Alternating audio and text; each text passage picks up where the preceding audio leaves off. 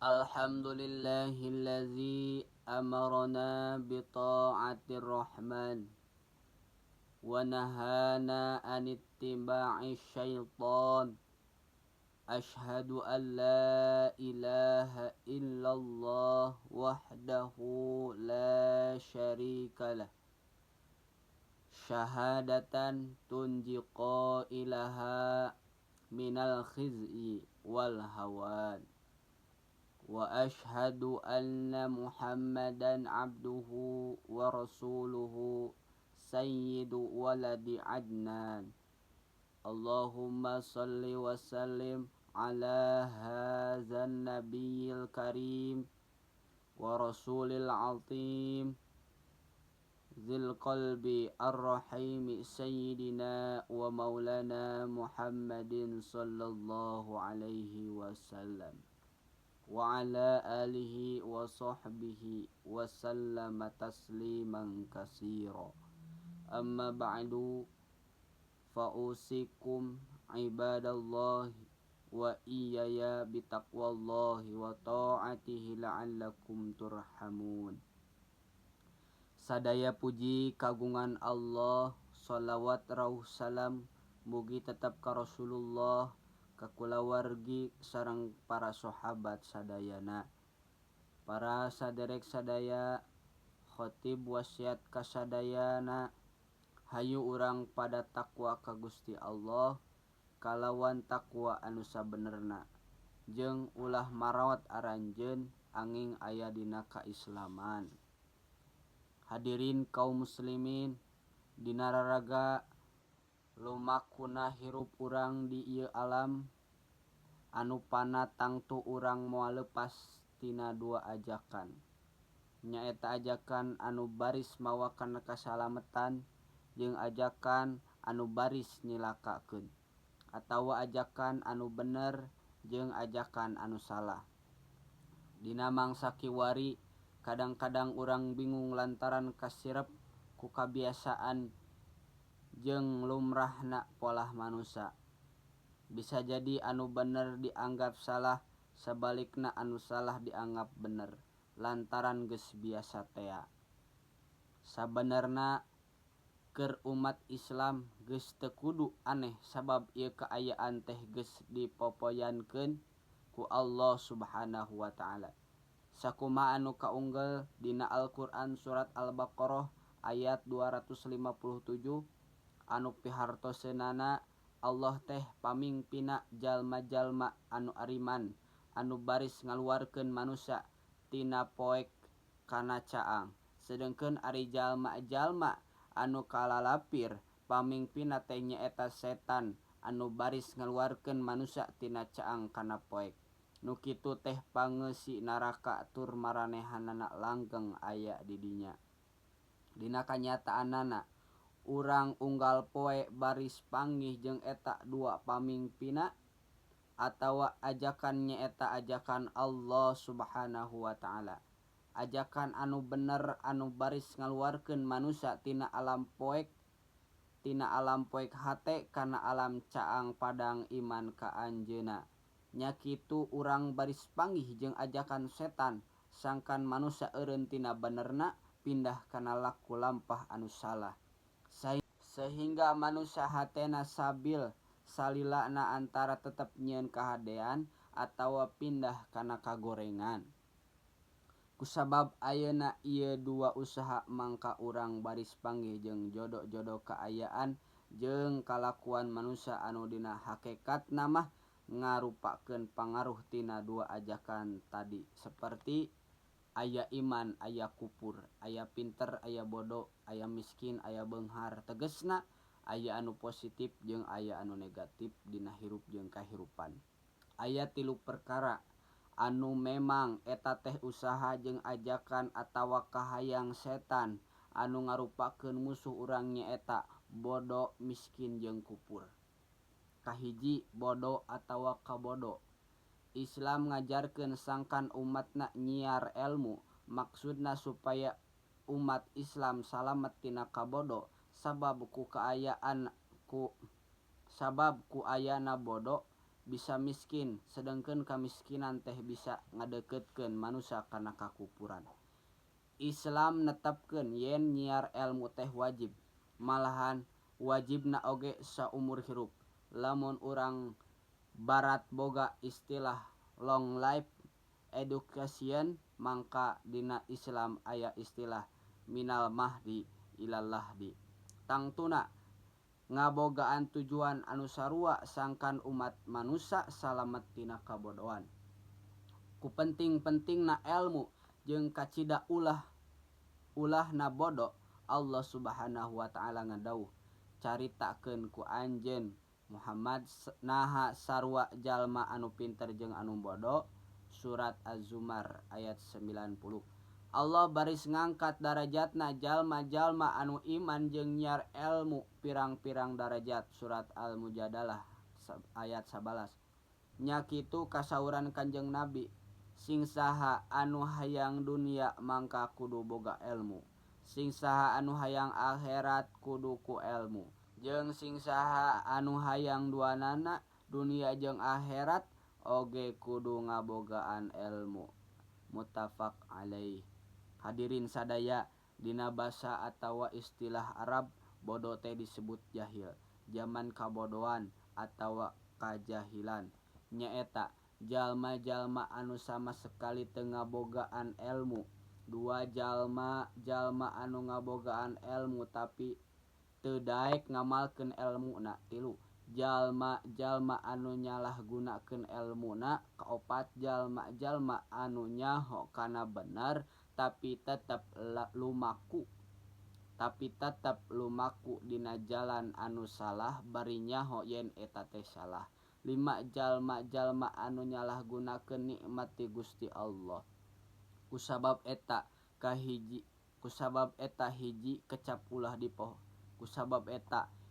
kecap ulah dipohokeun jeung ulah dimomorekeun ku urang sararea, nyaeta kecap pendidikan.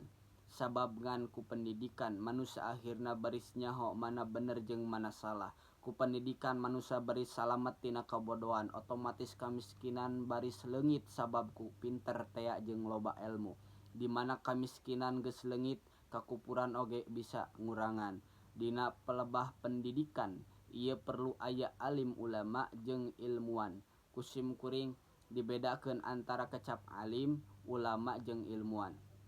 Sabab geus jadi kabiasaan di urang anu disebut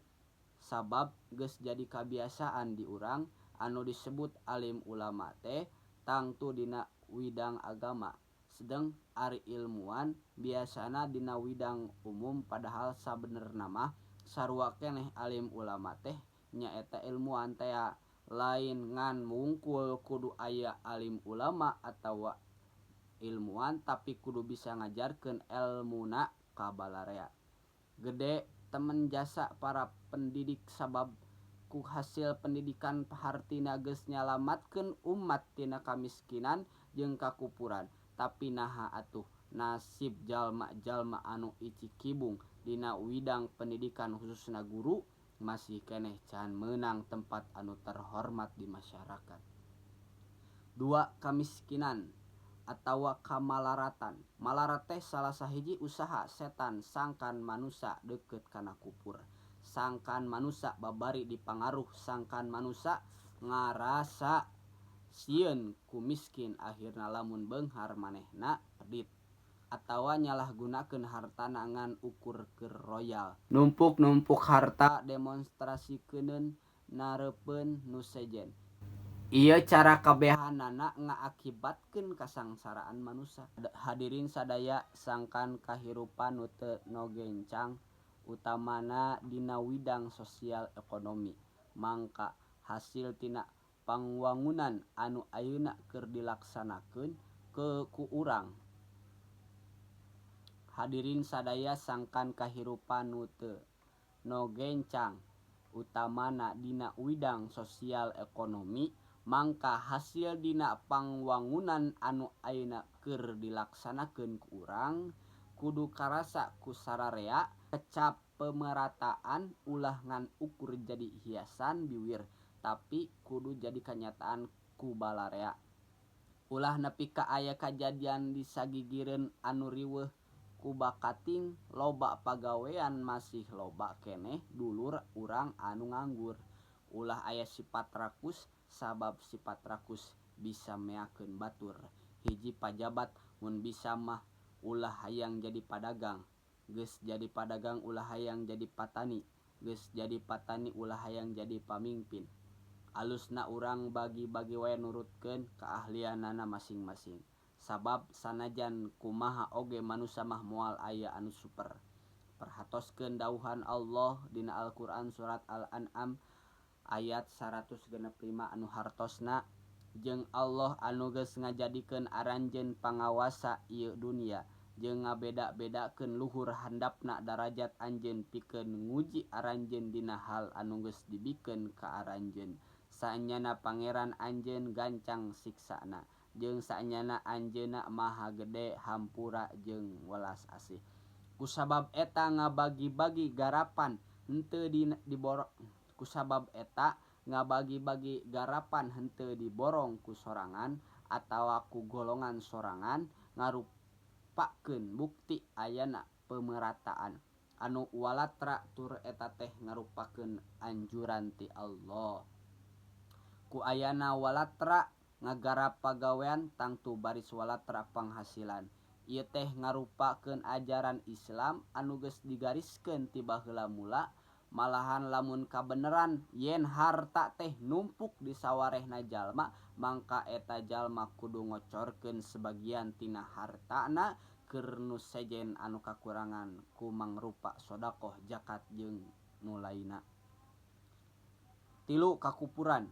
Usaha setan saterasna nyaeta sangkan manusia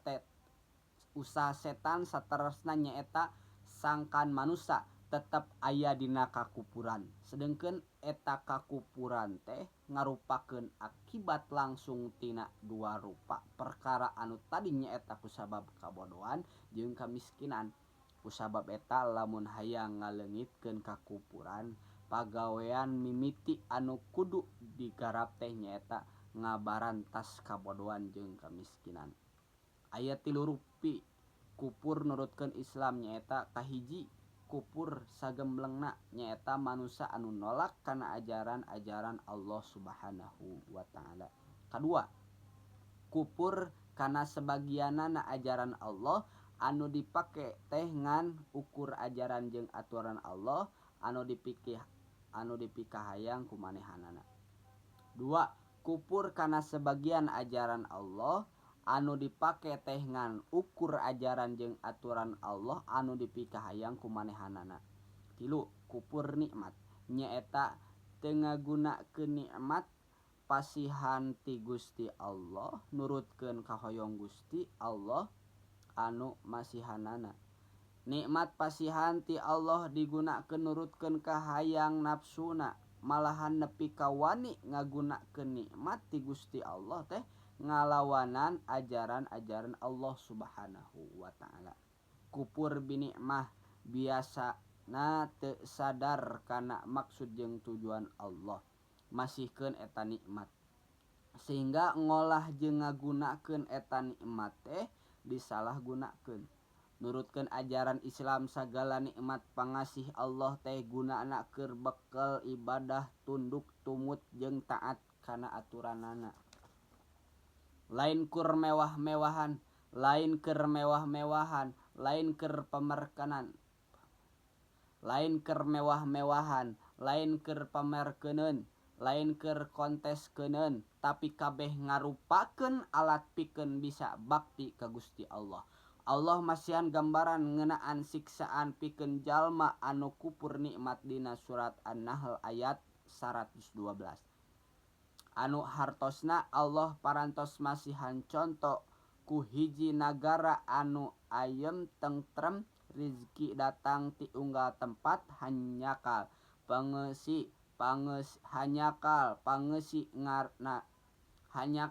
pangeussi nagarana kalupur kana nikmat Allah. Kusabab eta Allah nibankeun siksaan ku mangrupa kalaparan, kasieun lantaran pagawean maranehanana keneh. Ja'alanallahu wa iyyakum minal faizinal aminin wa adkhalana Ja'alanallahu wa iyyakum minal faizinal aminin wa adkhalana wa iyyakum fi ibadihi sholihin wa qur rabbi ighfir warham wa anta khairur rahimin wastaghfiruhu innahu huwal ghafurur rahim. Alhamdulillahilladzi wassalatu wassalamu ala rasulillahi wa ala alihi wa sahbihi wa mawalah. Asyhadu an la ilaha illallah wa asyhadu anna muhammadan abduhu wa rasuluhu amma ba'du faya ibadallah ittaqullaha haqqa tuqatih wa la tamutunna illa wa antum muslimun. Innallaha wa malaikatahu yusholluna 'alan nabi ya ayyuhallazina amanu sallu alaihi wasallimu taslima. Allahumma shalli ala Muhammadin sallallahu alaihi wasallam wa ala ali Muhammadin sallallahu alaihi wasallam kama shallaita ala sayyidina Ibrahim wa ala ali Ibrahim wa barik ala Muhammad wa ala ali Muhammad kama barakta ala Ibrahim wa ala ali Ibrahim fil alamin innaka hamidum majid. Hadirin sidang Jumat anu mulia undangan Allah Subhanahu wa taala. Dina khutbah kadua ieu mangga urang sami-sami ngadua ka Allah Subhanahu wa taala nineda pangampura tina sagala dosa urang sadaya. Allahumma ya Allah, abdi sadaya hadir ka ieu masjid sabab abdi hoyong kenging pangampura Gusti tina sagala kalepatan abdi. Sabab anjeun teh anu maha welas tur maha asih. Nun Gusti teu aya saurang oge anu terang kana dosa abdi angin anjeun anu maha uninga. Kumargi kitu saupami Gusti teu ngahapunten kana kalepatan abdi tangtos abdi teh kalebat jalmi cilaka anu teu sanggem pikeun nampi siksa Gusti jaga di yaumil jaza. Ya Allah, mugi Gusti ngahampunten kana kalepatan ibu rama abdi sadaya. Sareng mugi Gusti mikanyaah ka marantena sakumaha marantena parantos mikanyaah ka abdi sadaya. Allahumma ya Allah, mugi Gusti ngahapunten kana kalepatan muslimin sareng muslimat nya kitu deui kalepatan para pamimpin-pamimpin abdi sadaya. Sareng mugi Gusti masihan hidayah ka aranjeunna sangkan tiasa nanjerkeun kabeneran ngabasmi kamungkaran. Ya Allah wa ya mujibas sailin, mugi Gusti ngaijabahkeun doa abdi sadaya. Rabbana atina fid dunya hasanah wa fil akhirati hasanah wa qina azabannar walhamdulillahi rabbil alamin.